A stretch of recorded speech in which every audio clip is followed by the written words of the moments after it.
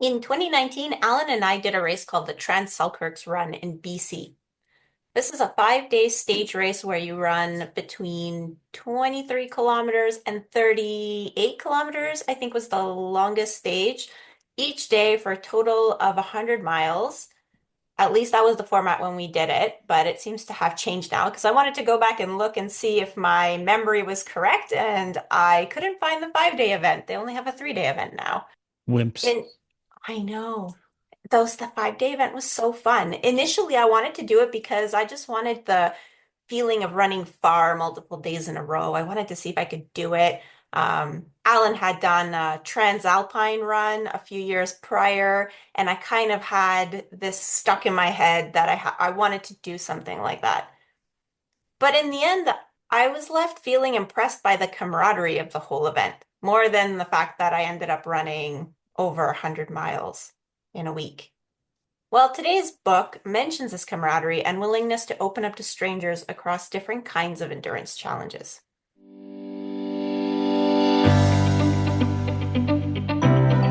Hi, and welcome to the Running Book Reviews podcast, where we review books written for runners, about runners, and by runners to help you decide if you'd like to read the book for yourself. We also hope that listening to us chat about running can help keep you motivated about your own running or maybe inspire you to try something new. My name is Liz, and with my co-host Alan, we're going to talk with author Michael Crawley about his book, To the Limit, The Meaning of Endurance from Mexico to the Himalayas. To the Limit sets out to explore why we voluntarily do exhausting things, like running ultra distances in the mountains and climbing Mount Everest, and rediscover the joy of moving together as a group, whether it's running the length of the Lake District in a day or navigating the descents of the Sindhu, the Sindhupalchok International Trail Race in Nepal. Thank you, Liz, for Yeah, reading I'm the name. glad that you got to say that. It shows us how endurance activities can help bring people together and even change the way we think about the natural world and our place in it. Let me tell you a bit about Michael Crawley, the author. Michael is an anthropologist, writer, and runner based in Durham, UK, quite near to where I was born, in fact. He has run a 220 marathon and represented Great Britain in road running. In 2019, Michael was awarded a PhD in anthropology by the University of Edinburgh, following 15 months of research living and running alongside runners in Ethiopia. His book, Out of Thin Air, Running Magic and Wisdom from Above the Clouds in Ethiopia, which, by the way, we also covered in a previous episode. Go back to January 2021 if you want to check that out. His book actually won the prestigious Margaret Mead Award in 2022. Michael has written for The Guardian, Runner's World, and Trail Running, among others. And his latest research is on endurance, self-tracking, and doping, which has taken him to Nepal and Mexico, among other places, and probably provided all the material, or a lot of the material for this book we're going to talk about today. So, welcome, Michael. Thank you for having me. Nice to be back. Coming to us from the UK. Oh, yes, your return. We should have special awards for return podcasters. We didn't put you off the first time enough, so you've actually agreed to come back for another try. That's great. Michael's coming to us from the UK. I see you connected on your phone because you had some connection problems this morning. So if you have any sound issues, just let us know. The first question that we kind of always ask, and we probably asked you last time for your last book, what made you decide to write this book? Good question. So yeah, you probably remember Out of Thin Air was a lot of that book was about how Ethiopian running culture is kind of a little bit more collective, I suppose, Yeah, than some of the ways that we think about running in the global north, in North America and in Europe, yeah, where we tend to think of running as this quite individualistic sport, something that we do yeah, on our. So I was kind of interested in that idea that running was something that should be done as a group and something that could be communal. And also in Ethiopia, people were quite skeptical about sports science and about the sort of accuracy of self-tracking devices and things like that. So I was also interested in some themes that came out of the work in Ethiopia, and I wanted to look at how people think about endurance in different places around the world and in different, I guess, different kind of cultures of endurance. So I looked at so there are chapters that are about self-tracking devices and about the way that we post on social media about endurance sports and things like that. which are kind of, digging into why we do things in a particular way in the UK and in America and in Canada and places like that. And then there are chapters on kind of Mexico and Nepal and other places where I'm trying to sort of look at sort of I guess the range of meanings that people bring to endurance sport, and to kind of look at a kind of broader, probably slightly more holistic range of meanings that people bring to it, basically. So yeah, does that answer your question? Well, it gives us a couple of answers to the question, and we'll explore those. I do remember actually I have in my lexicon now some phrases out of our last conversation about Ethiopia, where I remember very, very distinctly the bit where you were talking with an Ethiopian group who in Addis who were saying, get on the end of our group and run. Um, Yeah, if you want to run for health, you can run as on your own, but if you want to be changed, you have to run with the group. yep. We use that in our club. If you want to be changed, you have to run with the group. Yeah, yeah. There's a real kind of it's almost like a taboo against running on your own in Ethiopia. There's just nobody runs alone. Whereas here, most people run. Most people tend to run on their own. But yeah, they said to be transformed, you've got to be with other people, basically. So yeah. I guess the two cultures are very different. Maybe you can start by talking to us about like what you found out about tech, because a lot of us do use tech. And I guess part of that is because then it's uploaded to social media. So it's like there's this whole, if it's not on Strava, it didn't happen kind of. I mean, it's kind of just like a funny phrase that we say, but like it seems to be what guides a lot of our activity tracking. But some people go as far as to, like now the watches, they have all kinds of other tracking that they do. And they like Garmin's got this body battery thing that can tell you if you're like ready to train hard or not. So HRV. what have you learned about the accuracy of those things? Sure, yeah. So, yeah, as I said, my interest in this sort of starts in Ethiopia, where those devices were starting to be introduced, but people were very selective about how they used them. So they would use them on particular hard training runs, but then for easy runs and just general training, they wouldn't use them, and they didn't want, because basically they would say, if you're looking at a watch too much on those kinds of runs, then you're probably not doing what you're supposed to be doing, which is to let your body recover and all that kind of thing. So kind of, yeah, I became interested in it in Ethiopia as a result of that kind of critical perspective that the athletes there had. And the way I explored it in the chapter in the new book is that I basically got loads of wearable technology and wore it myself. So I was wearing like two watches a lot of the time, a Garmin, and then a Whoop strap that measures HRV, which is heart rate variability. I was also doing kind of live glucose tracking, where you basically put something into your arm and it tells you what your glucose levels are 24 hours a day, and you can look at the spike go up and down on a graph on your phone, and apps where you can send off blood to have it sort of analyzed and get the data from that. And one thing I found was that the accuracy of a lot of these things is not particularly good, especially things like the analysis of sleep stages and things that Garmin does. So that's one thing we kind of. Thank goodness I can ignore that information. Yeah, no, I know it's not that good because like I can sit on the couch sometimes, and if I look at my watch the next day, like I've sat on the couch reading before bed, but it tells me I went to bed at 7 because I wasn't moving on the couch, I was reading. Yeah, Yeah, but like yeah, it's so not true. I went to bed 2 hours later. So exactly. And then yeah. sometimes I would wear two watches that were both had heart rate monitors on them, and one would be about 20 beats higher than the other, for example. So, and this is fine. I mean, it doesn't.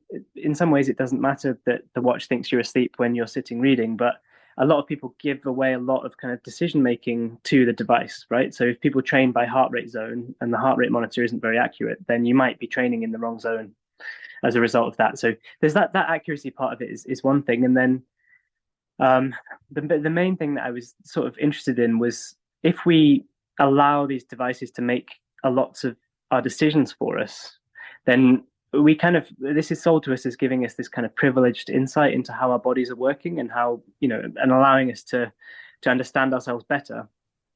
But what I'm curious about is whether it actually, if we just look at the numbers and trust them, maybe we're just actually blunting our ability to actually kind of intuitively feel how we feel and make decisions on the basis of that. One of the people I spoke to about this was Charlie Spedding, who was the last British man to get an Olympic medal in the marathon. And I just thought it'd be interesting to take all this tech that didn't exist for him in the 80s and say, what would you, if this had all been available to you, what would you have used? And he said he would have used he would have maybe used a heart rate monitor on some occasions, but he wouldn't have wanted to make decisions based on things like HRV or readiness score or that kind of Garmin battery level sort of calculation, because he said it was really important to him to be able to make the decisions on the basis of how he was feeling.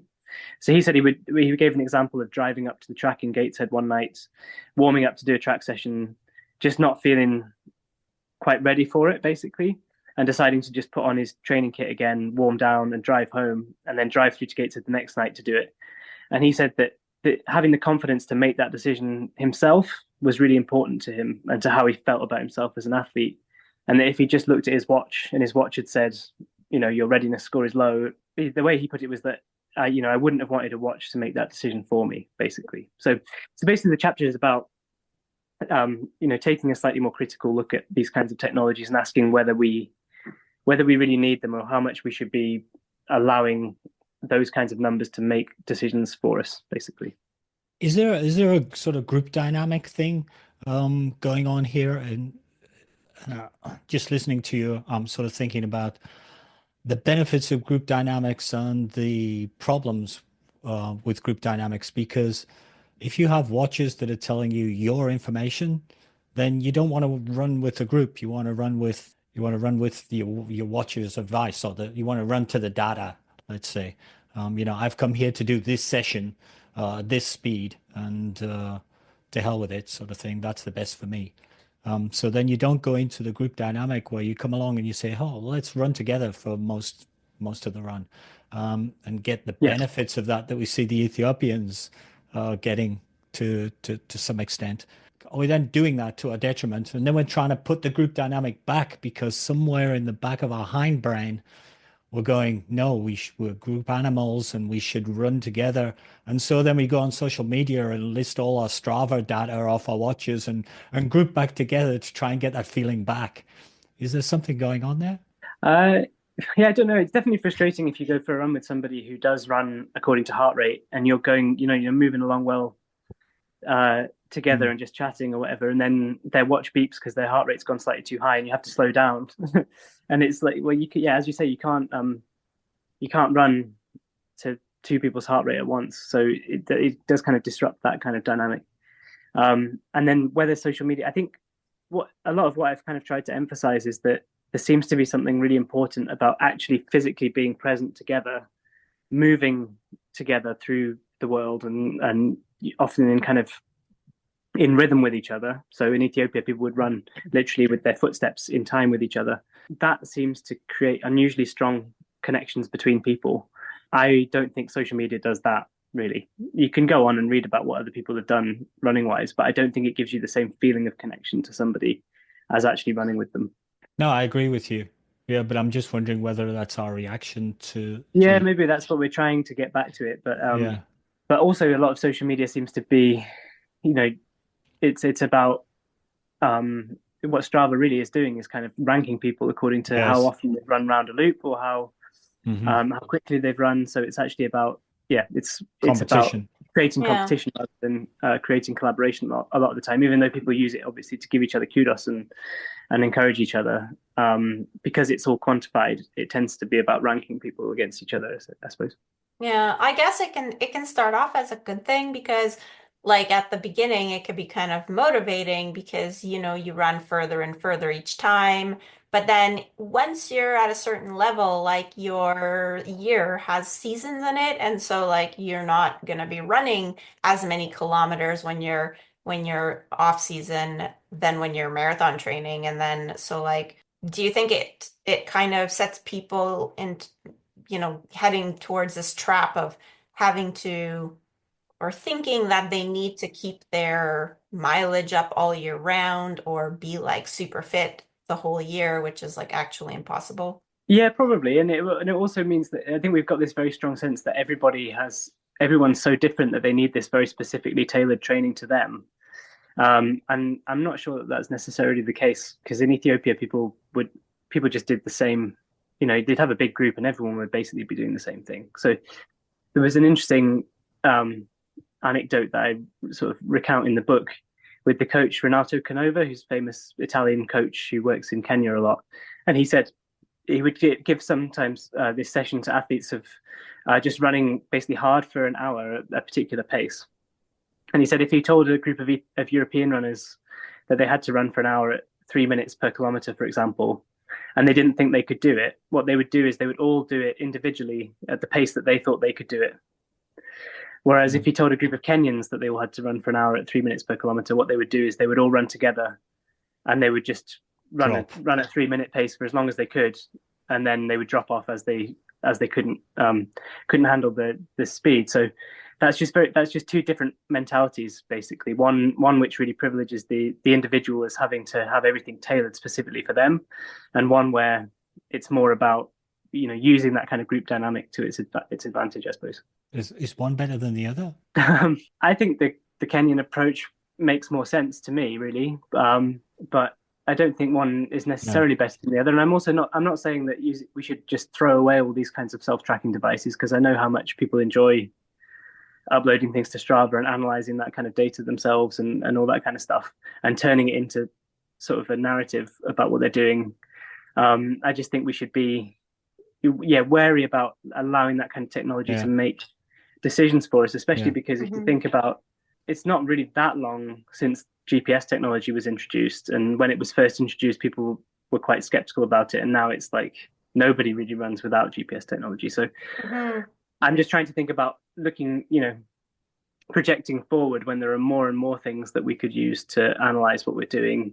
I think lactic acid testing will become far more sort of portable and easy to do yourself, but whether people, especially kind of amateur runners, really need that level of kind of granular data, or whether it's just another distraction, I guess is an open question. I'm not trying to say that people shouldn't do it. I'm just saying maybe there are more interesting things to think about sometimes.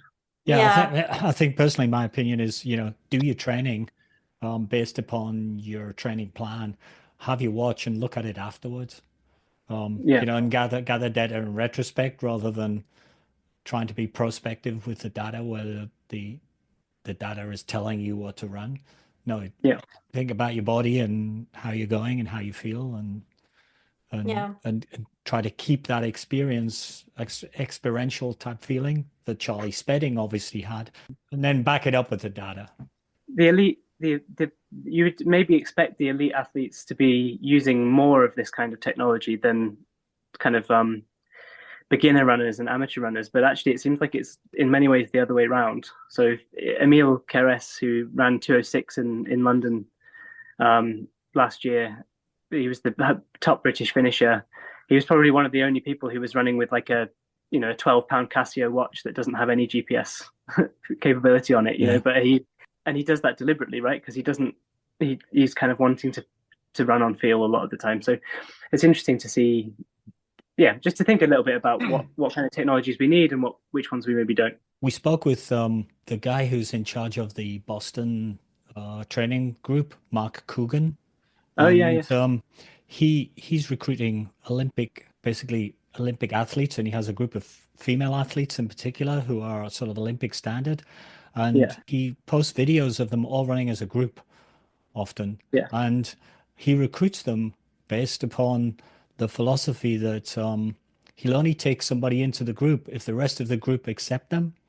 So he's very much of a mindset that, he's an Olympic standard coach. He's very much of a mindset that endurance running is a team game.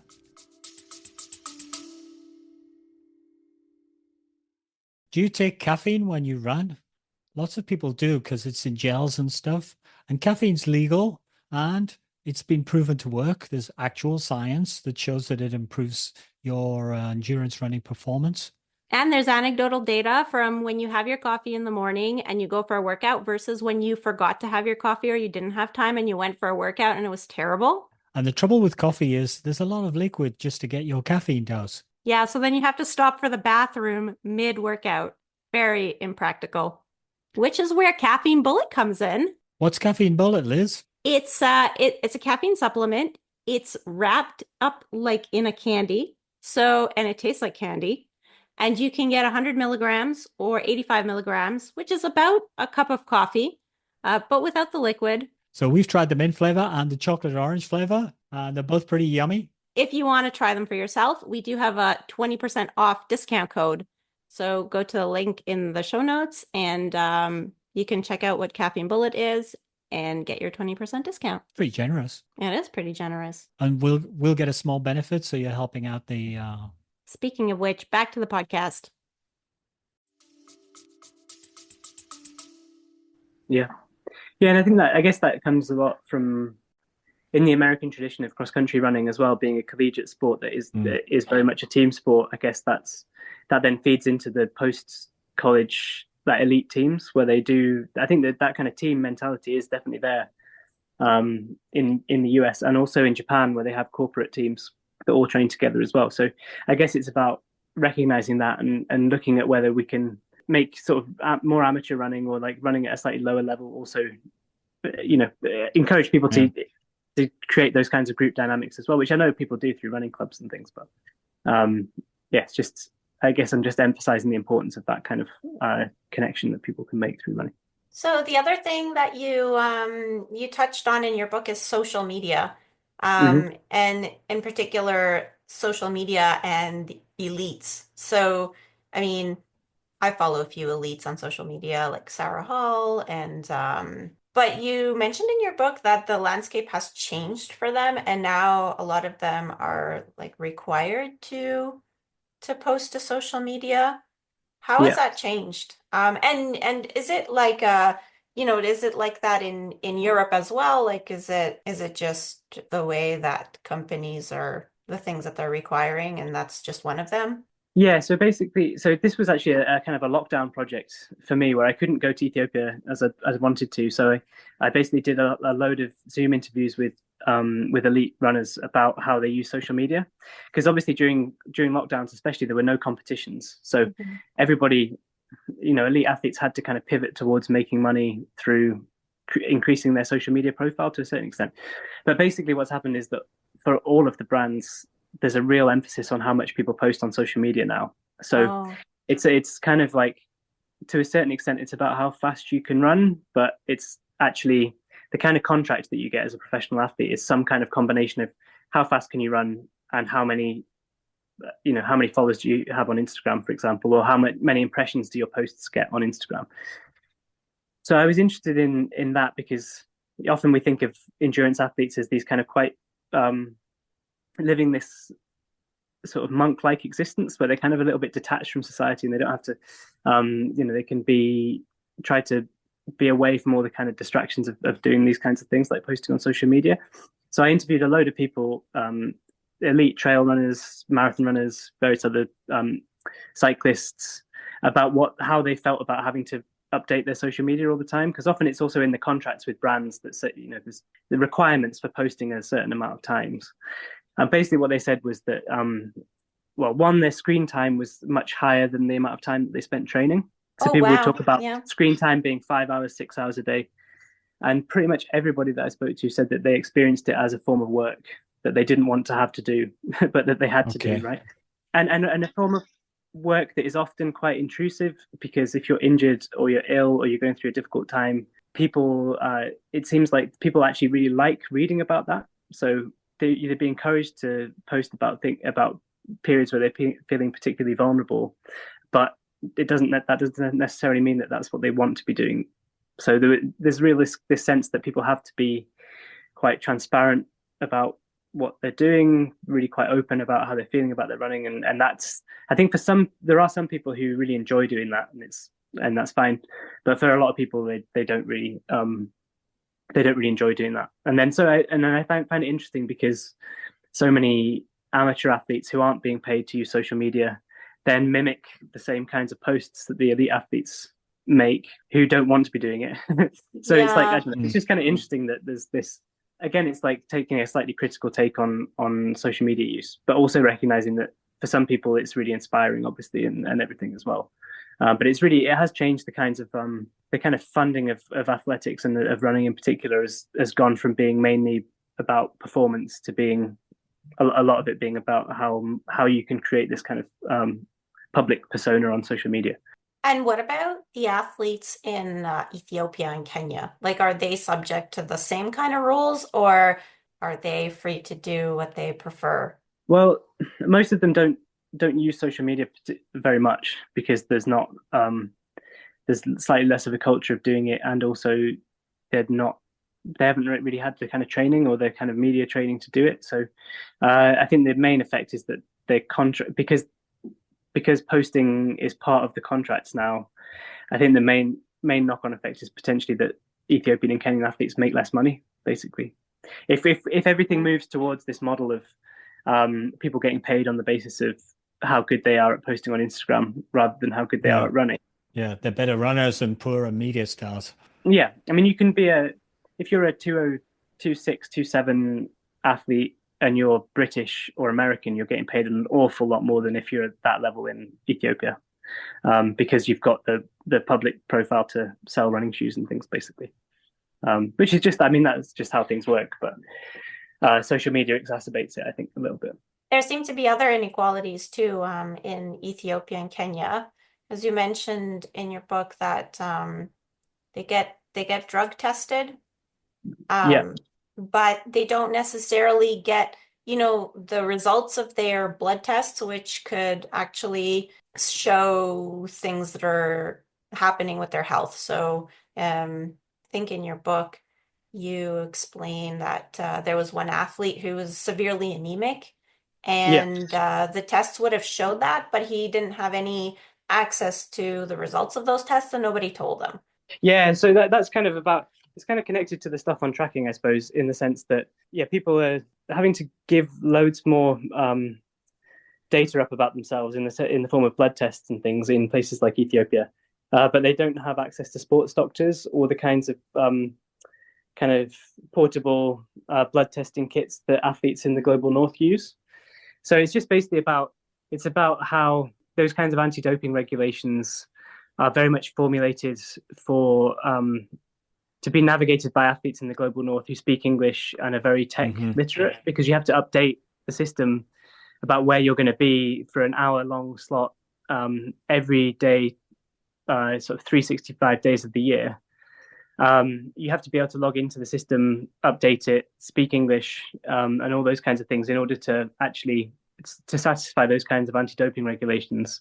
It's very difficult for someone in Ethiopia to navigate that compared with someone in the UK, for example.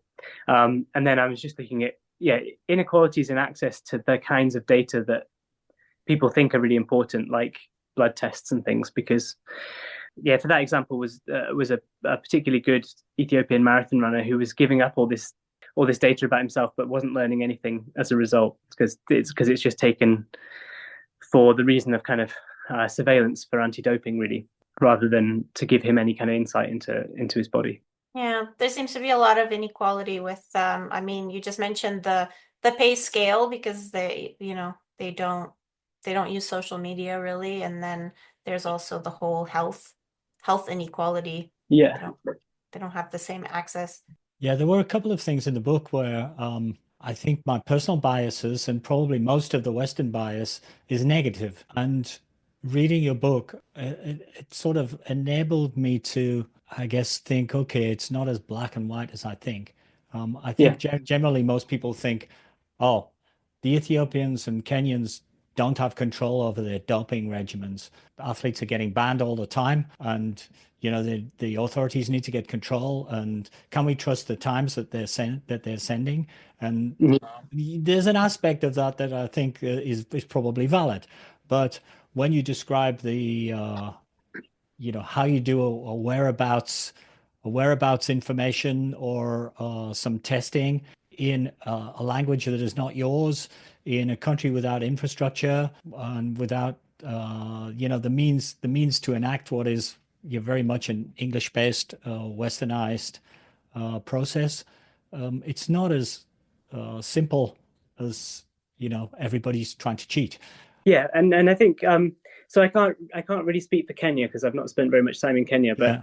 in Ethiopia, it's definitely the case that the vast majority of athletes would not be able to afford to dope. Basically, that's Mm. just you because the Guardian investigation was all about how you could go into a pharmacy near the stadium in Addis Ababa and you could buy EPO over the counter, making it accessible. But they also pointed out that the price of it was, if you were actually to use it, the price was something like 2 months' salary for a runner running for a first division club. They're not going to be able to, so people, the idea that everybody is doping is obviously untrue. So the beliefs that Ethiopian athletes have about energy, this idea that you really have to kind of share your energy equally with people and share food equitably and make sure everyone is doing similar training and not trying to gain advantage over other people. Those kinds of beliefs, I think, are closely related to sort of Orthodox Christian sort Yeah. of beliefs and ethics. And so, which means that doping actually is this extremely, it's seen Heinous thing. extremely negatively. It's seen as something that if you were to do it, it would give you a short term advantage, but that in the future something bad would happen to you. Basically, that's what people would say. So it's kind of like a pact, um, almost like with the devil. You do this, you've got short term gain, but at Yeah. some point you'll buy a motorbike or something with the money that you make, and you'll crash the motorbike, and that'll be the end. So people, so Mm. this kind of flippant thing of, oh, everyone in Ethiopia is doping. No, some people Mm. are, but it's a very very serious and like seen as very deeply morally wrong. Yeah. So it's yeah, I guess it's more complicated than this idea that just Hmm. everyone's doping if they can get their hands on it. I Yeah. think. The other aspect in your book where I came in with sort of 100% negative connotations was the proposed enhanced games, Oh or yeah, this is, I think most of our listeners will have heard of this probably.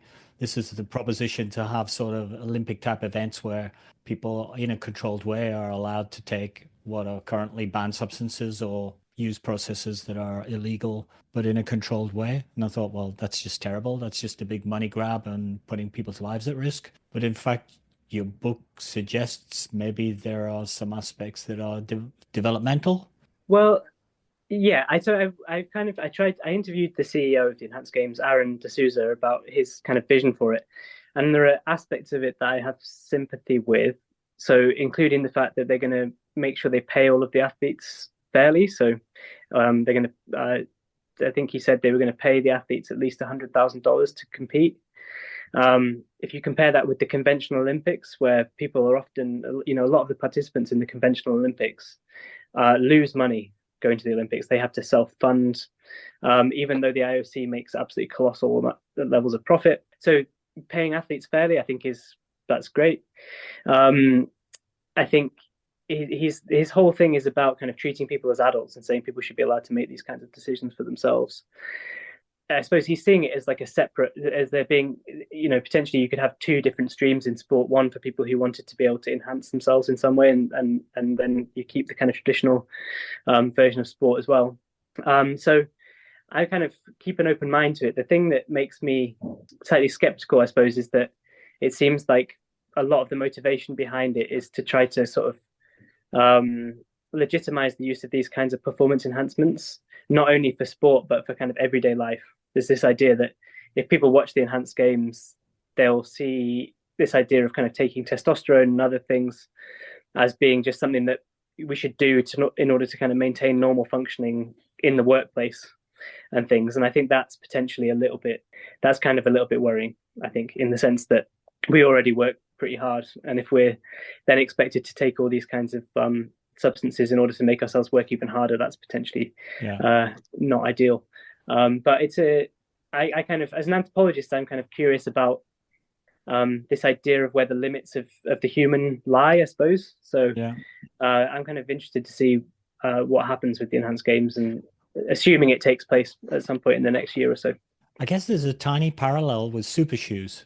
Yeah, Effectively, people talk about it as shoe doping.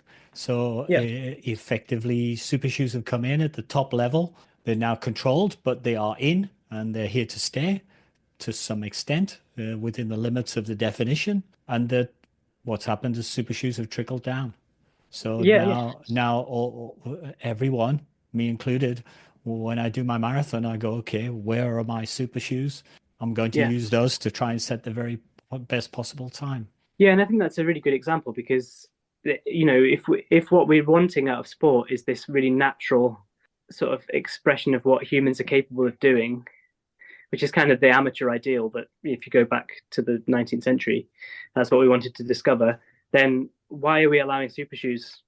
Well, what really is that different between the super shoes and doping? Because both of them create inequalities in the sense that if you look at the testing on super shoes, the early Nike ones said there would be a 4% advantage, but that 4% isn't for everybody.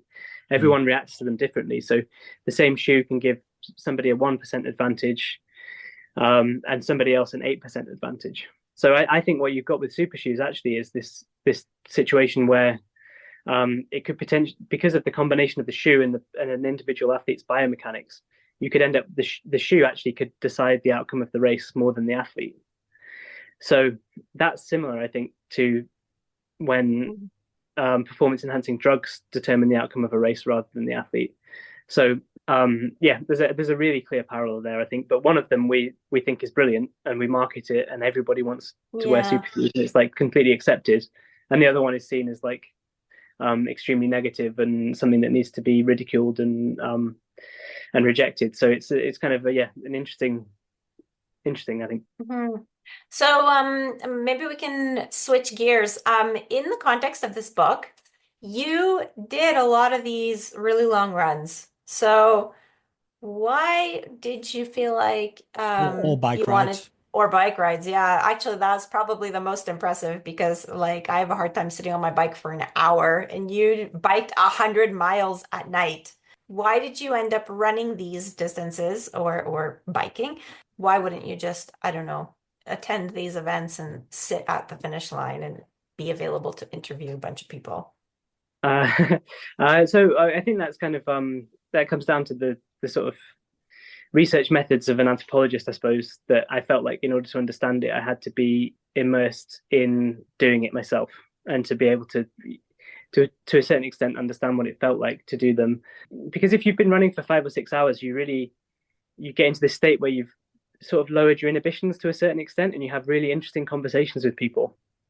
So a That lot of is the true. interviews, yeah, a lot of the interviews that I write about are interviews that happened when I was like 7 hours into an ultra, chatting to somebody about why they did what they're doing.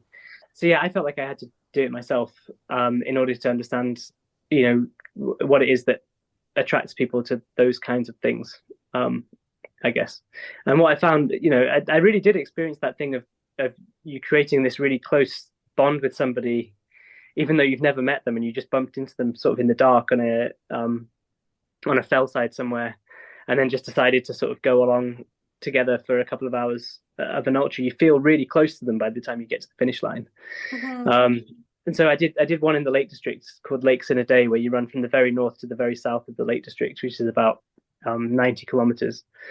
And at the end, I just sat on the road at the finish line and watched people coming across the line. And you would usually find most people came in groups of two or three. And there was one where these two guys came across the line and they kind of hugged each other for ages. Like they're just having this big sweaty hug for like 25 seconds. And then one of them was like, "Oh, mate, thank you. That was great." And then the other guy was they walked off and the other guy was like, "Nice to meet you." So it was like, it looked like they'd known each other for 20 years or Forever. something. Yeah. Yeah. And they'd literally just met an hour ago. So I think, yeah, it gave me an insight into that kind of camaraderie or connection that these things seem to create for people, which I don't think I could have just gone and sat at the finish line and talked to people, I suppose, but the book would also have been less interesting to read, I think, if I'd done that Yeah, that's and true. not been able to just write, not been able to write about my own feelings about them. I noticed you didn't do any Arctic swimming with Lewis Pugh. I I wouldn't do didn't. that I didn't. either. The my budget didn't stretch to that, but yeah, it would have been. I think I'd have drawn the line there. I think you've got to be very highly trained to not just die immediately, presumably in that sort of It's scenario. sounded impossible to me what the Yeah, yeah, guys did. he's a pretty amazing character. Do you think some of the attraction of all of these ultras, because I feel like ultra running and, triathlon and all these things, it seems to be getting more and more popular. Do you think part of the popularity is this sort of this feeling of being part of something? Yeah, I think there's part of it is that I think people experience them almost as a kind of ritual as well. That there's something it's sort of there's a transformative sort of aspect to them, right? Where people expect to have some sort of new perspective on life afterwards. And I think that's that. So a lot of people would talk about, um, spending 2 days running is a way of getting rid of all the life pollution. That's the way one person put it. Or Damien Hall, the guy he's won the Spine race in the UK a couple of times, which is a 268-mile race along the Pennines. He talks about it as a really extreme way of battling phone addiction and of escaping from his emails and things. Oh, So wow. people would it's a comment on how society is at the moment and how people tend to live. That these things are attractive because they give you a new perspective on a life that for a lot of people is quite comfortable, I suppose, and without kind of risk. And people like to have have these events where they really sort of can freely express emotions as well, right? So Damien would talk about swearing at rocks and bursting into tears and being allowed to be really grumpy with people because he'd not been asleep for 40 hours in a way that he couldn't be in everyday life. And so that also being quite yeah, just being Cathartic. important to him, I suppose, as well. So yeah, Yeah. I think people, I think one of the things I'm most interested in is what is it about modern society and the way that we tend to live that makes these things so attractive? Because it does seem that there's a connection there. It seems also that some people have a certain expectation maybe. Mm-hmm. Because we hear a lot of stories about ultras and how people I mean if you do any kind of like research before you do a really long event, you hear people talking about feeling certain ways, crying in the middle of your race and things like that. So you sort of have a little bit of an expectation when you go into it if you've been running for any sort of longer period of time. Mm-hmm. Um, Yeah, so people know what to expect, but they want that, right? They want to be crying in the middle of the night somewhere, which is an interesting. I don't know. It's kind of interesting to want that, but people do. Yeah, that is interesting because like I specifically don't want things like hallucinating. And it seems like we've read a few ultra books now by, some of them are just experiences of ultra runners that are really good runners. And it's almost like they take the hallucinations just like as a friend that they don't get to see very often. It's like Yeah, yeah, oh, and the hallucinations came and like I saw this and that, but for me, I mean, I read about this and I'm like, but that's kind of scary. It's like you're seeing things that are not real. yeah. And But yeah, it seems like, I mean, I talked to Jasmine Paris about that, and she said that she always knows that they're hallucinations. that's So there's like a interesting. certain level of like awareness, which I'm not sure if that's true of everybody. Mm. But yeah, she seemed very relaxed about it. It's not just be chatting to somebody that isn't actually there. But yeah, it's opening. It seems to be. It's definitely opening up parts of your mind that you don't normally open up, and giving people a new perspective on their lives. I think that definitely seems to be something that came through a lot of the interviews that I did. Yeah. So another thing about expectations, at the beginning of your book, you actually went back to the original place of, where Christopher McDougall wrote Born to Run, and you got to run with one of the characters from the book, I think, Silvino, Yeah, who is one of the Raramuri runners that Christopher McDougall in Born to Run mentions. And when you guys went for your run, it was interesting. He asked you if it was okay if you wear trail shoes instead of his traditional footwear. yeah. So what was the deal with that? Yeah, so the Raramuri obviously have had quite a lot of attention since Chris McDougall's book, and even before that actually. So there's documentaries made about them and things, and obviously a lot of the Westerners that go want them to wear huaraches, the very simple like running sandals, because they want that kind of authenticity. But yeah, and so I thought it was interesting because he obviously was aware of that, but he wanted to wear trail shoes because they're more comfortable. For the same reason that I would rather wear trail shoes. So he that was interesting because so much of McDougall's book obviously is focused on the footwear. It didn't seem to be so much of a concern for Silvino necessarily. So yeah, but I wanted to go back to the Raramuri because I felt like McDougall's account is very very good and engaging, and like I read that book in a couple of days when I first read it and found it really kind of inspiring. But it's mostly focused on how sort of American ultra runners have reacted to interacting with the Raramuri, and in particular the main character Cabala Blanco and his kind of perspective on it, Yeah. and also this kind of story about evolution and about particularly about barefoot running. And I didn't feel like there was actually that much about what the Raramuri thought about running, or why they ran long distances. So I wanted to go, Mhm. and I spent some time there basically doing some running and interviewing lots of different people about the significance of running to the Raramuri, which I've tried to kind of explain in that chapter. So that was the reason for going back there. And basically, what I found was that people were, running is kind of a form of prayer, basically, for the Raramuri. So it's the big Rara Hipari, the races that they do where they kick a ball around a loop, and sometimes those races go on for 180 kilometers. The reason that the race goes on for so long is because they say that God likes to see people running for a really long period of time and likes to see people displaying endurance, and that running and kind of the dancing that people do at festivals is seen as almost exactly the same thing.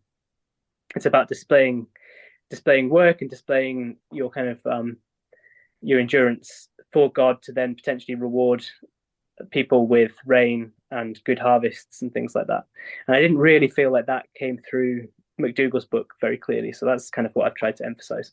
If you draw a line between that, and I'm jumping around a little bit, but basically on the last two conversations we've had about, people going running incredible distances and wondering why they do it, and then Mm-hmm. looking at the Raramuri, who basically are saying, well, this is kind of a religious type activity, and in many ways is built into our society.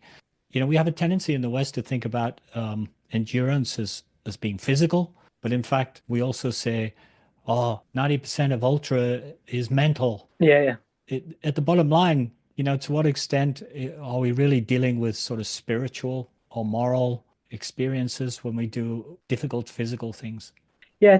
I think we really are to quite a great extent, and it's interesting. You often hear people say that about the mental aspect being so significant in ultras, but we don't tend to train that mental aspect or to think about it that much because it's something that is far more difficult to quantify, I suppose, than the kind of physical things that we are able to track and keep and try to change. So yeah, definitely. But then I suppose also the Raramuri, it's definitely a competition for the Raramuri, those kinds of races, and quite a fierce competition. But it's not Yeah. necessarily super individualistic because it's usually two villages coming together.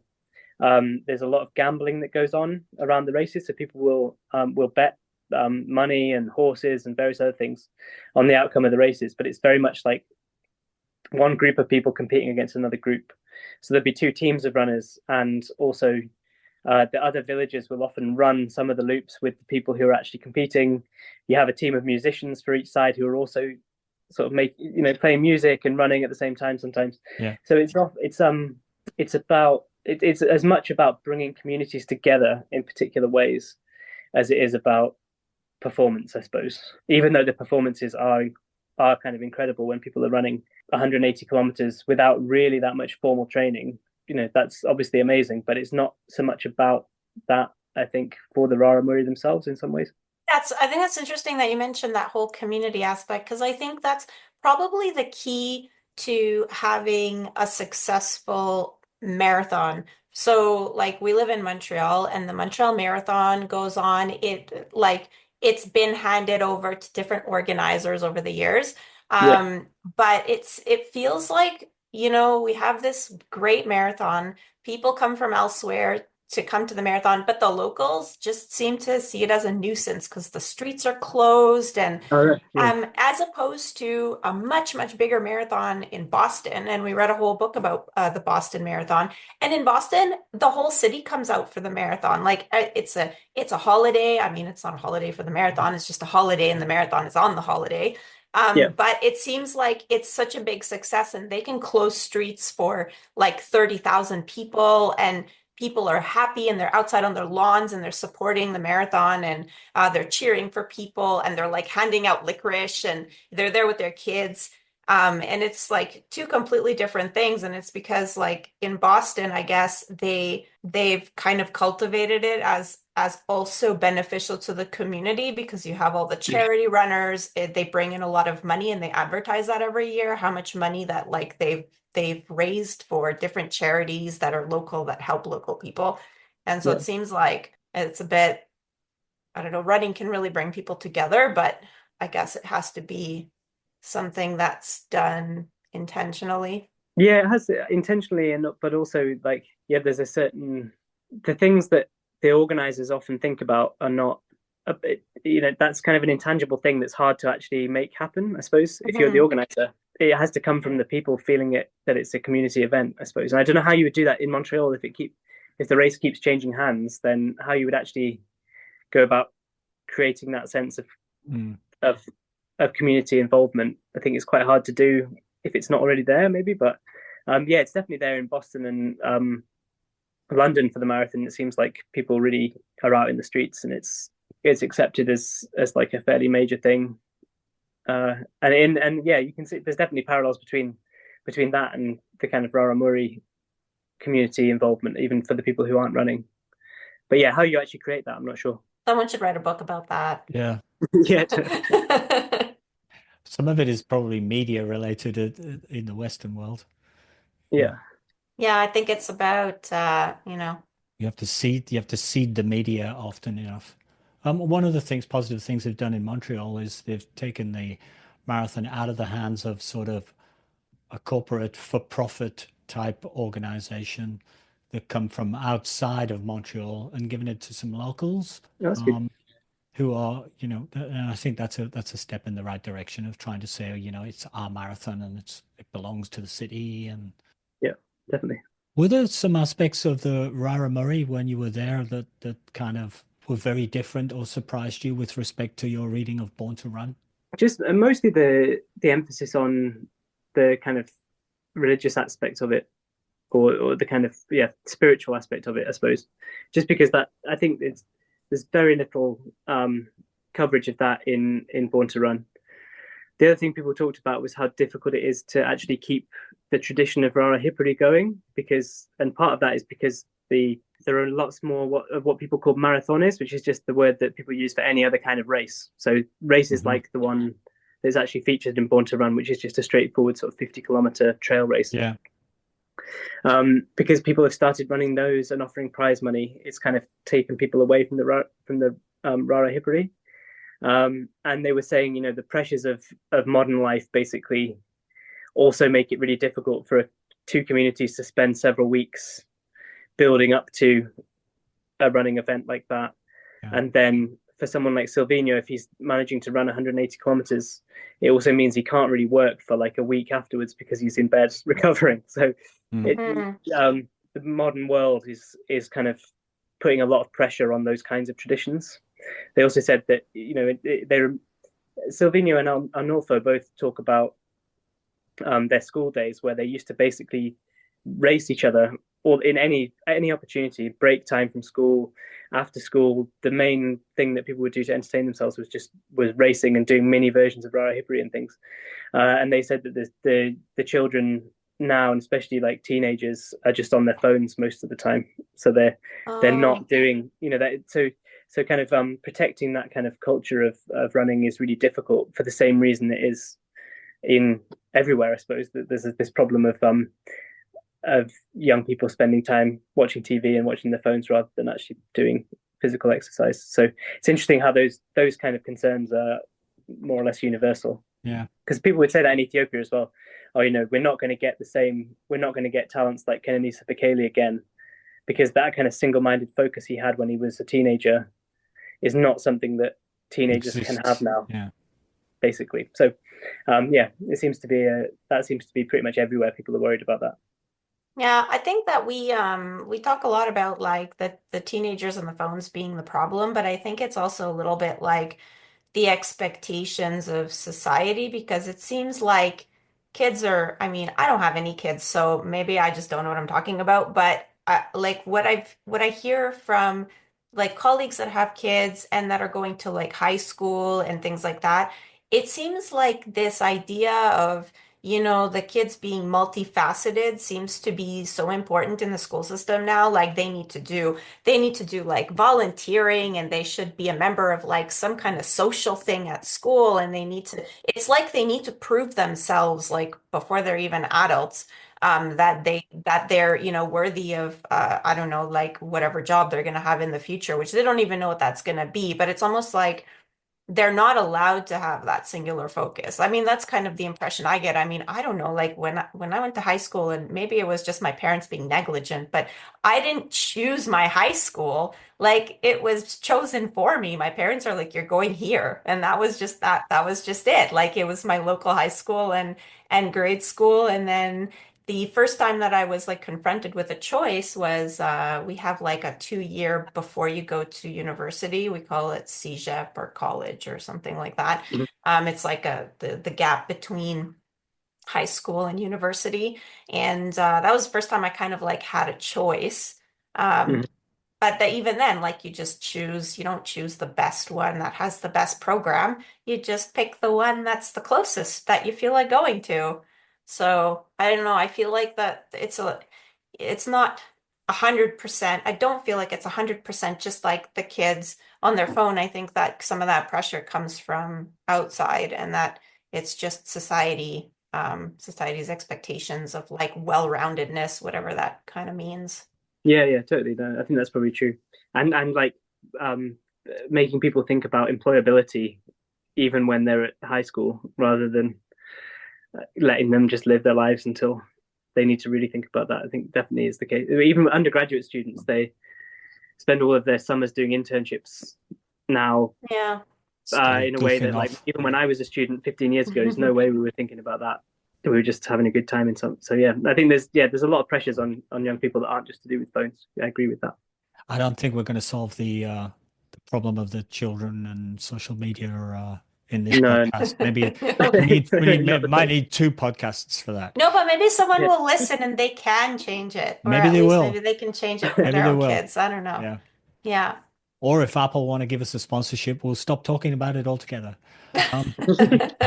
Um, let me switch gears a little bit about and talk a little bit about your chapter discussions on human evolution.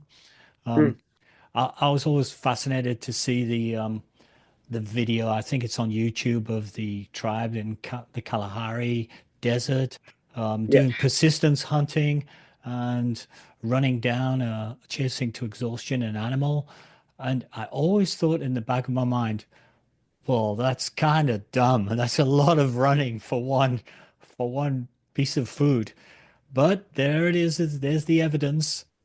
yeah, And then, so I always sort of thought there's a certain amount of bullshit in the persistence hunting thing because it's just if it takes you 5 hours and you're all completely exhausted, okay, you've got a meal, but it's not a good trade-off. And yeah. you seem to suggest there's some truth in that. Yeah, so interestingly, so yeah, I'm interested in that because Born to Run is also very much about this idea that we were born to run, that we evolved as a species for running, and therefore we should all do it because it's what we were born to do. So I talked to some evolutionary anthropologists about this, and it seems like basically the jury's out about whether we actually evolved to persistence hunt, or at least it's the jury's out about whether we would have done much persistence hunting as a species because it requires basically large open areas where animals can't hide, where you can follow their tracks, and where it's going to be hot enough for them to get exhausted enough that you can just go up and kill them, basically. And it doesn't seem like if you kind of map the kinds of environments that we evolved in, it seems more likely that they were kind of more densely covered in kind of shrubs and vegetation. So the animals would have just hidden basically. So it seems unlikely that it was like something that was done Routinely. as like a main way of getting Yeah. food. But then, interestingly, just after I published the book, there's a new article in Nature, which is like the really big prestigious science journal, with much more evidence actually from lots of different places that persistence hunting is something that humans have done in lots of different places, which is interesting. But I suppose like it's the question for me is like whether we did it. If you talk to people in the Kalahari or if you talk to the Raramuri about persistence hunting, it's not so much about it being an efficient way of getting food. It's more about it being a really kind of prestigious way of getting food, or like an interesting way of getting food, to kind of trace a deer for 5 hours, and that it has a real kind of significance if you're able to do it. And the people who are able to do it are given, people find that really impressive. Yeah, So it could be they less get that it was like, status. They get status yeah, in yeah, there. Yeah. yeah. So it might be that we didn't. Yeah, as you say, it's not like the most efficient way of getting food, but it might have been a fun day out, or like it might have been with something your that people did buddies. because it had a different kind of social significance for people, which is really interesting. So wasn't able to update it based on the newer evidence, unfortunately. But there's a really interesting, if you look at the Nature article is mainly focused on kind of looking at the kind of statistics on it and how many cultures seem to have practiced it and all that kind of thing. But then there's like an appendix which is loads of quotations from different ethnographic works about why people did it and why they thought it was significant. And I think that bit's the most interesting bit, because it's all quite varied sort of links to kind of spiritual beliefs and other kinds of stuff, which seems to be more interesting than just this question of whether we actually evolved to persistent hunt, I guess. But it does one thing that's interesting, all those like long runs that I did where I was asking people why they ran these kind of long distances and ultra runs. So many people said it was because we're supposed to do it as a species. So it's clearly like really important to people to believe that we evolved to run. People would often say, we're not supposed to be sat behind desks. That's there's such an unnatural way of spending our time, which is totally true. Yeah, that is true. I agree with that. Therefore, and that we should. This is like the thing that makes us most human is running for 24 hours or whatever. So, it seems to be like it's important to people to believe that we did evolve to run, even if we maybe didn't. And I think there's something that you feel that gives you that sense as well, because people come back and back and back with that sentiment. They don't go, well, I felt like I was born to do it, and then I did it, and now I know I'm definitely not born to do it. I should never do that again. Yeah. They may say that I was so exhausted, I'm never doing it again, but they don't. Often they come back and say, yeah, and I felt it when I was running. I was Yeah, exhausted, and my physical being was reduced. It's a bit like Ramadan, your physical being is reduced and your spiritual being is enhanced or more visible. yeah, And I felt at one with nature. These are the kind of things that people say, the kind of yeah, spiritual type. I yeah, always go back to Chariots of Fire with the guy who wouldn't run on the Sabbath, yeah, yeah, because when I run, I feel God, and yeah, I need to honor him by not running in the Sabbath. And I thought, well, that's a bit crazy. You had a chance to win an Olympic medal. But when you distill it down, it kind of reoccurs in everybody's dialogue on endurance.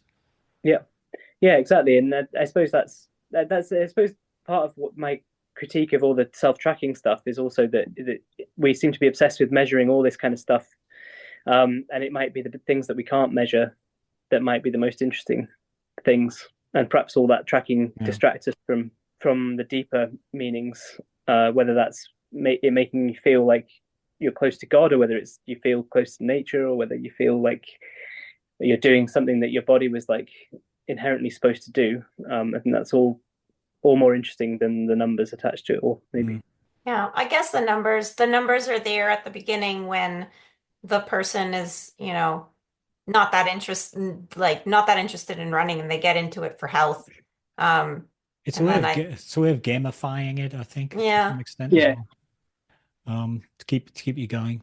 We haven't talked about Nepal or Everest, which actually features in several chapters in your book, and you went to Nepal and spent some time there, and actually did the run that I absolutely butchered the pronunciation of in the intro.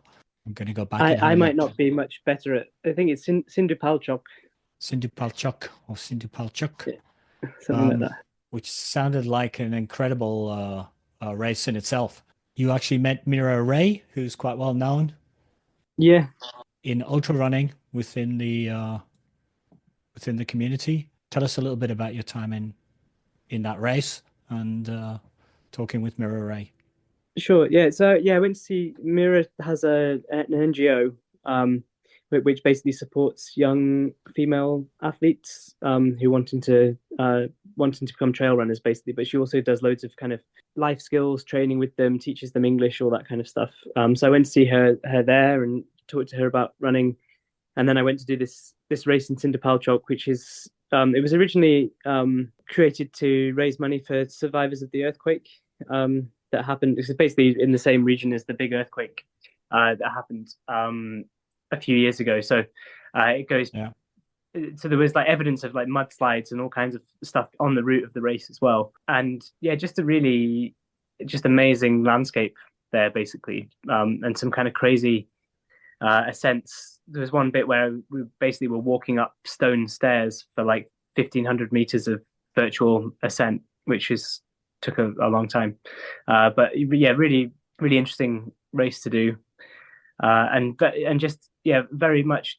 So I could have gone and done one of the kind of UTMB races or something like that as a way of getting into writing about trail running, but I wanted to go to one that was far more sort of homegrown and a lot smaller. So there were only about 20 runners in that race in Nepal, and only 3 or 4 foreigners.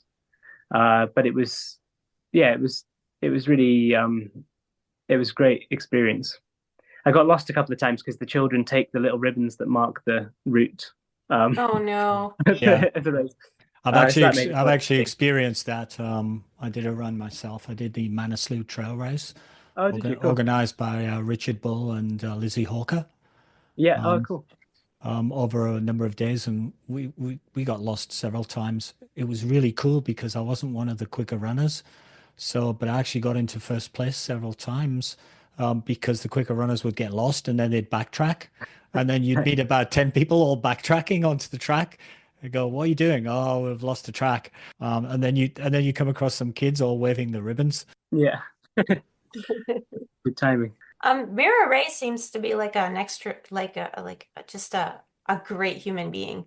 Yeah, she was amazing. Yeah, she was great with her just so enthusiastic about everything, and was because it was the first ultra I'd ever done as well. So she was just like she thought it was quite funny that I picked that one because it's I've got a reputation as being one of the more kind of technical and up and down ultras in Nepal. So she was kind of laughing at me. But her advice was just was very simple. It was just eat well, move well, enjoy, which I think is a really nice little slogan. Not necessarily, she wasn't talking about running, but she's just talking about moving nicely through the sort of Hmm. through the mountains, not worrying about whether I was running or walking, and just yeah, placing the emphasis on enjoyment rather than any kind of competition or anything like that. Yeah, she was really great. I told her I'd done some running in the Lake District, and she was like, "Oh yeah, I've been there. Little hills." I was like, "Yeah, So yeah, her it's all definition of a relative." flat race. Mhm. Yeah, exactly. So it seems like she has, she has women that are really good runners, and obviously they're training at altitude and they're training over rough terrain. Is there any potential that they start, doing marathons, kind of like the Ethiopians and the Kenyans, that they become really good marathoners, or is that really not the Or they penetrate the trail running scene.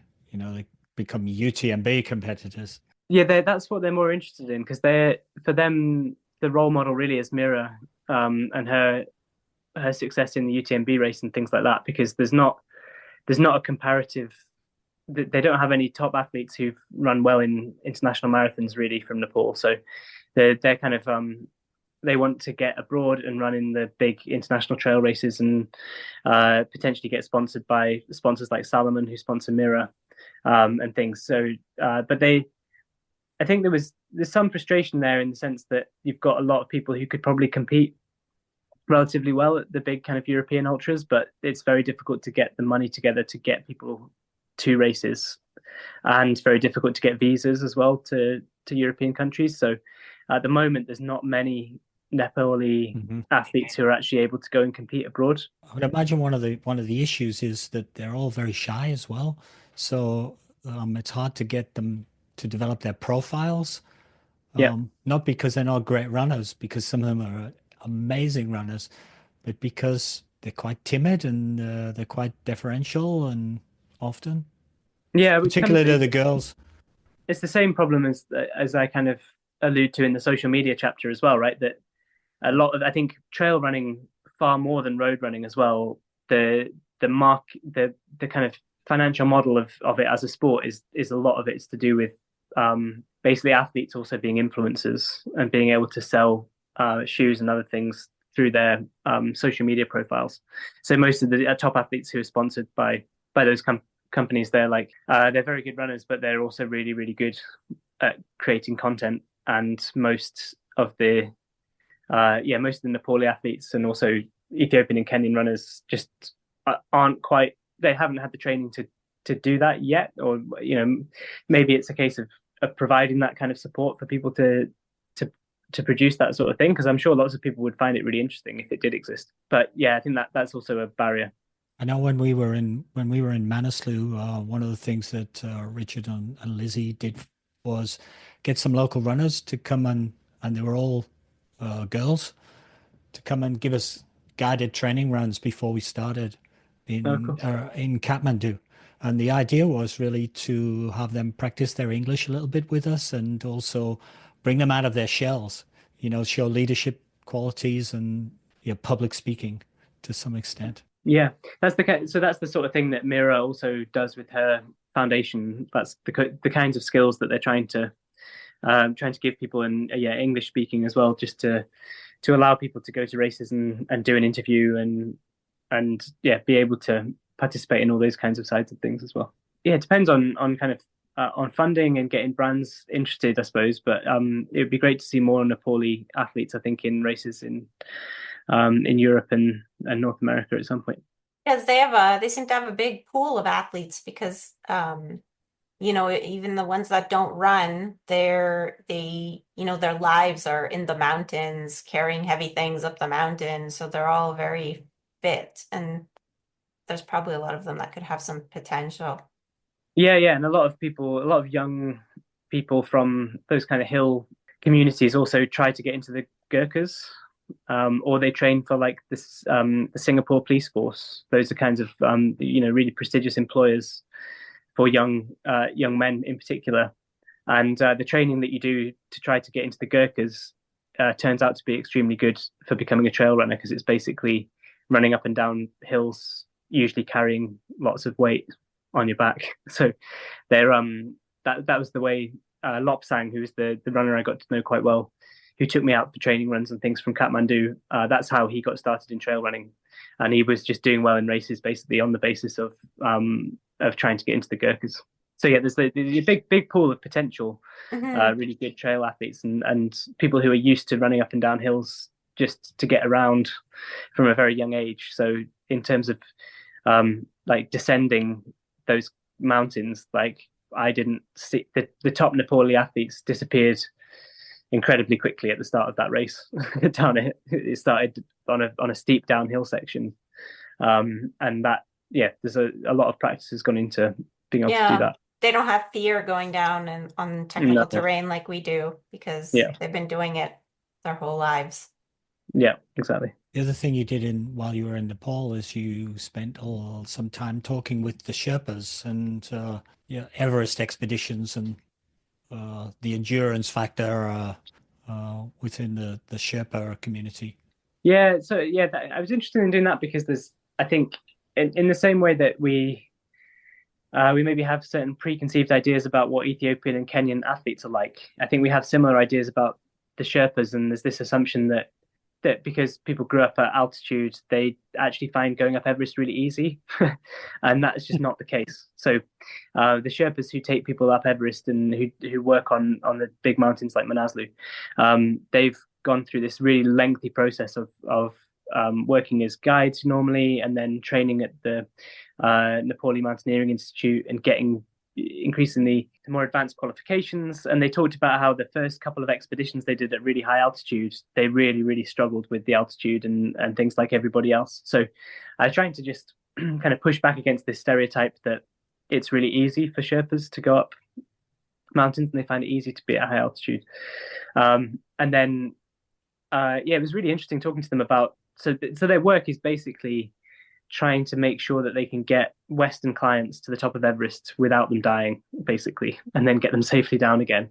Yeah. And so they were talking, often what they were talking about really was it was being really important to spend the time in base camp gaining enough trust from people that when they really needed them to turn around because They they will do weren't going it. to make it, they would actually do it. So again, so much of that was about sort of building social connections and trust as opposed to about this endurance thing of just keeping going, which I thought was interesting. And then, yeah, there are certain interesting kind of cultural factors. And I spoke to another anthropologist who works on climbing Sherpas, and his field work basically involved going up Everest a couple of times and on other major expeditions. So he did kind of even more extreme physical version of anthropological field work than me, a Korean anthropologist called Young Hoon, and he said there's definitely some influence from Buddhism or from kind of Sherpa beliefs that you shouldn't talk about discomfort, basically. So there's this idea that you talk about things that are positive, and you don't dwell on negative things, and you don't talk about pain necessarily. So there aren't so many words for talking about feeling sore or feeling tired, and people would just, even if people did feel that way, they wouldn't dwell on it and they wouldn't talk about it. So this idea that we have that Sherpas just don't feel pain and everything's easy for them, is not necessarily true, but they make this kind of conscious decision not to focus on that and not to mention it, basically, which I think is kind of interesting. Yeah, it's a little bit like an advanced sports psychology Yeah, yeah, don't manifest. training. Yeah. Yeah, yeah.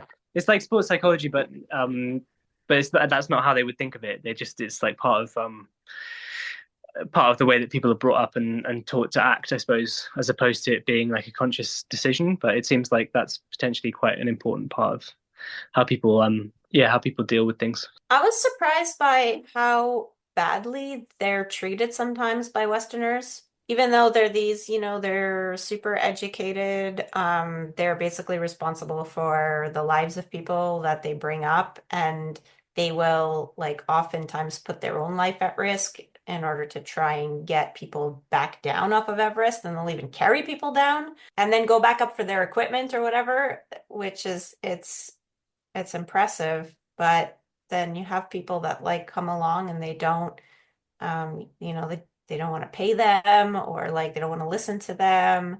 Yeah, there's a huge power dynamic between the clients and the Sherpas, right? So the climbers are paying tens and tens of thousands of dollars to go up Everest. And so they kind of feel in some ways like they've paid for the right to get to the top sometimes.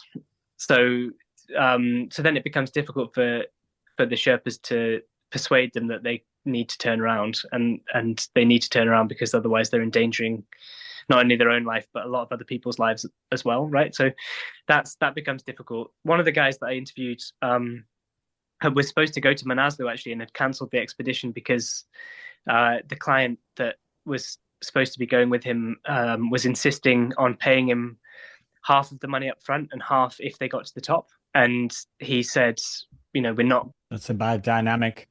we're not going Yeah. to go on that basis because I need to be paid to make the right decisions, not paid to potentially endanger everybody's lives, basically. So yeah, there's this real there's a problem with some of the people who go up having this real sense of entitlement, and this sense that they've paid to get to the top, and therefore they should be able to, regardless of everything else that's happening. So yeah, that makes their lives difficult. So they're trying to. I talked to the president of the Nepali Mountaineering Association, and what they're trying to do basically is to put in more kind of requirements that people have climbed a certain number of 6,000 meter and 7,000 meter peaks before they're allowed to go up Everest. That makes a lot of sense. Which makes perfect sense. But for the Nepali government, which because they make so much money from tourists, including people who climb mountains, for them they kind of prefer for the regulations to be a bit more relaxed because obviously they need the money. But that would seem to be sensible for everyone, really. Yeah, they need to keep the people who are going to pay the money alive as well. So, You're right. there's a balance point. Yeah. totally. I think people who are listening to this podcast, Michael, will find it perhaps surprising and amazing. The number of subjects we've talked about and the number of different places and things that you've put into this book. And, everything that we've talked about is in the book and all of And there's more that we haven't talked about. but probably we should close the podcast the way you close the book. You have a chapter on the end dealing with or talking about climate and the climate crisis. Tell us a little bit about that chapter and what do you want us to take from that?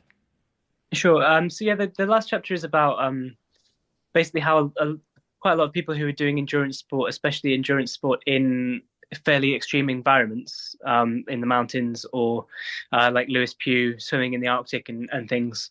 A lot of people kind of connect what they're doing through endurance sport to climate change and to advocacy around climate change. And I think that's because the people who are spending a lot of time in those kinds of environments have had a lot of years to actually see firsthand what's happening, to see glaciers retreating in the case of Lewis Pugh, or just to see, to compare how much snow there used to be in certain areas of the Alps to the amount of snow there is there now and things. So, and that people, I guess, see pushing themselves to their own physical limits and relate that to the limits of the planet, basically, and to trying to draw awareness to that. So I kind of explore a number of different people's perspectives on those connections. So I talked to Lewis Pugh, who's the UN patron of the oceans, about his swims in very, very cold places. I talked to Jasmine Paris and Damien Hall, who are both ultra runners, who represent the Green Runners movement, which is a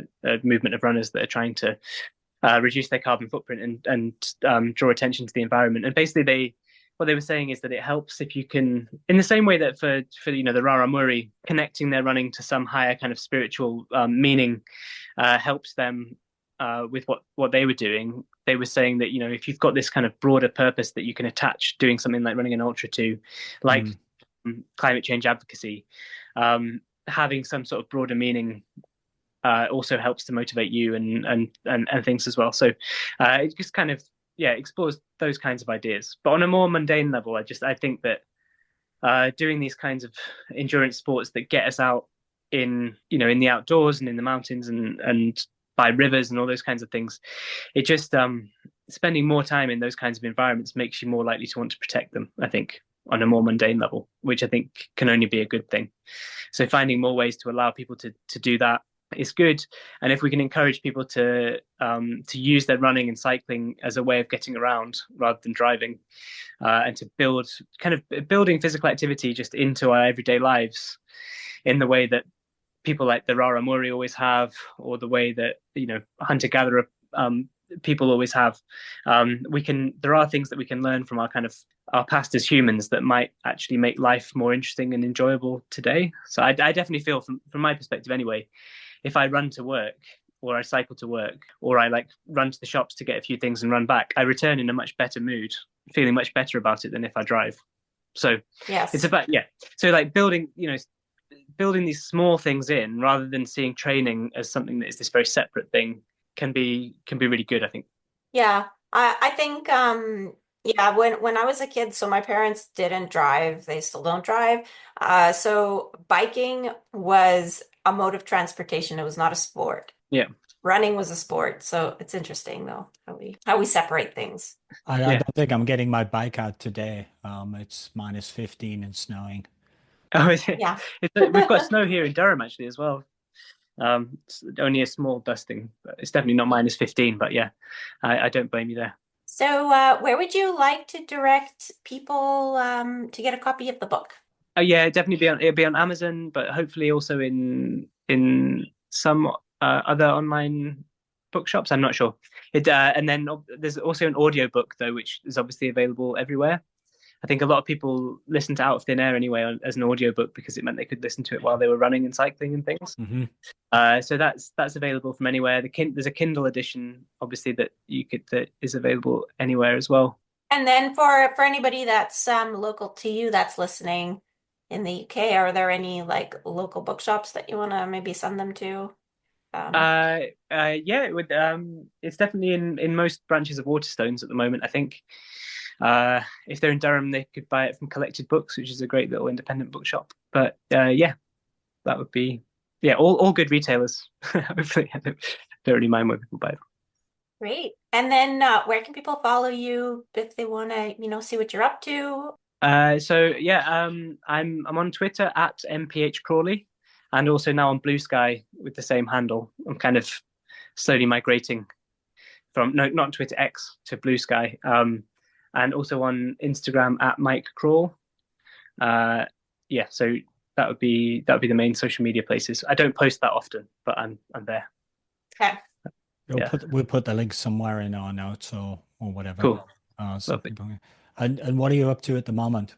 So I've just this is my first day of research leave. I've got a whole year of research leave this year.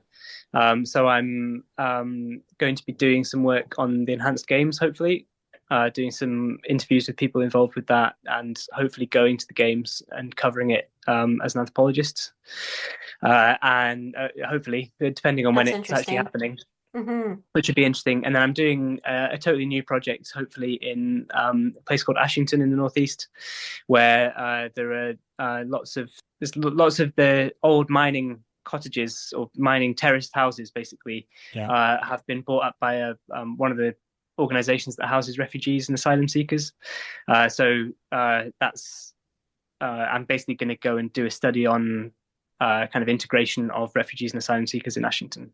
So nothing. So I'm doing a new project that's nothing to do with running, but should be hopefully interesting. We should certainly follow some, if not all of that, with interest. Yeah, the enhanced game stuff hopefully will produce some writing at some point. We'll see. We'll look forward to it. Okay. Do you want to do our little summaries? Should I go first? Okay. Basically, a fantastic read. To the limit. Each chapter was kind of self-contained and covering different aspects and situations. And you'll get an idea if you listen to the podcast all the way through, just how many different things there are in the book, which is amazing. But they all sort of relate into a common theme. The theme being endurance and the whys and whats and hows of endurance.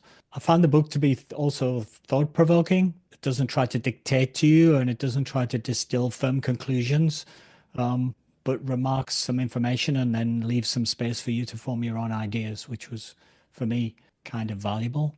It was sort of opening up my perspective on some things as I touched on while we were talking. I guess bottom line for me, it reinforces that traveling around, meeting different people with different views and engaging physically with the world we live in my case by running, all help us to become better people with better understanding of what's going on and appreciating and protecting our environment at the bottom line. I guess I'll echo that and also add this. The style is similar to Michael Crawley's previous book, where there's some data and then that's surrounded by stories of the people he met and the interactions he had while researching the book. And I guess the experiences that he had as well, because he did several endurance events in the context of his research.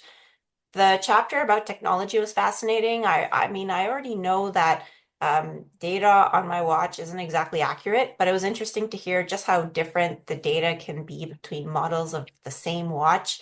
And it was interesting to find out. I mean, I guess not surprising, but that, as endurance athletes, we seek to get away from the pressures of life. So it's sort of like we go out for a run to clear our head, but then we need like to start our watch and our heart rate monitor and bring our phone in case we want to take a photo. And so it's like we just kind of, it's almost like we've started bringing some of our life with us on the run, which maybe isn't maybe sometimes we need to think about what we're doing. The last chapter about climate change was a little scary, but I guess encouraging at the same time. So I like this idea of, people going out to experience, the trails and, that making them want to preserve our world. Hopefully, people can can start thinking about solutions to the different problems we're having with climate change. And I guess who would I recommend it to? I guess there's a wide range of people that might enjoy the book. I would say like anybody that's curious about why we do these crazy things is a good candidate for this book because, you know, it does touch on that a little bit and explains the whole community aspect.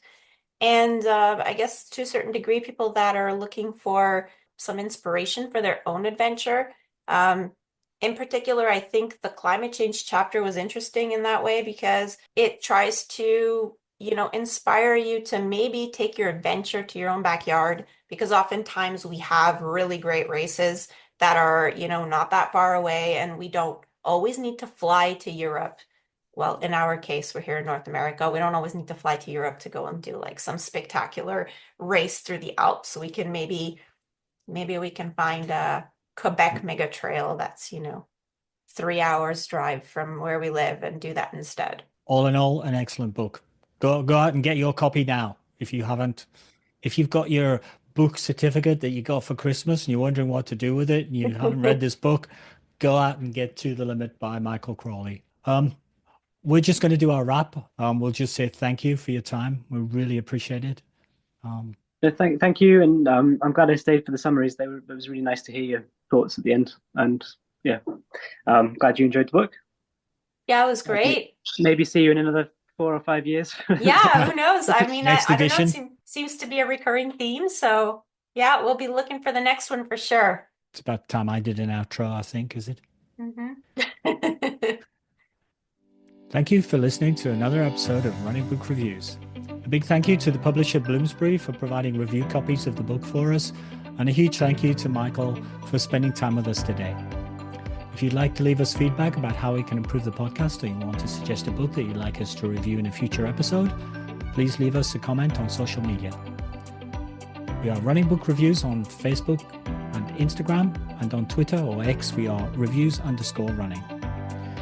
Please also follow us on social media to find out about new episodes when they're released, or you can just subscribe to the podcast on your favorite streaming platform. If you've been listening to us for a while and you're wondering how you can help us out, there are a few ways. If you're enjoying the podcast, spread the word, tell your friends, share a link, speak about it when you're running with people, basically get us more profile. We'd like a few more reviews on Apple Podcast. If you could leave us a written review, that would be really good. We recognize that, you know, it takes some time to do that, but we really appreciate it. And that's a way you can really help us out. Or you can rate us on Spotify out of 5 stars. Or you can basically just comment on our podcast on your own social media somewhere. We're also on a platform called Buy Me a Coffee. You can sign up there, look for a creator called Running Book Reviews, sign up there and you'll get email updates every time we do something new on Buy Me a Coffee. We're always dropping little bits and pieces there, which are sort of enhancing and peripheral to our Running Book Reviews podcast. I think that's all. All it leaves me to say is bye for now. Bye. Bye.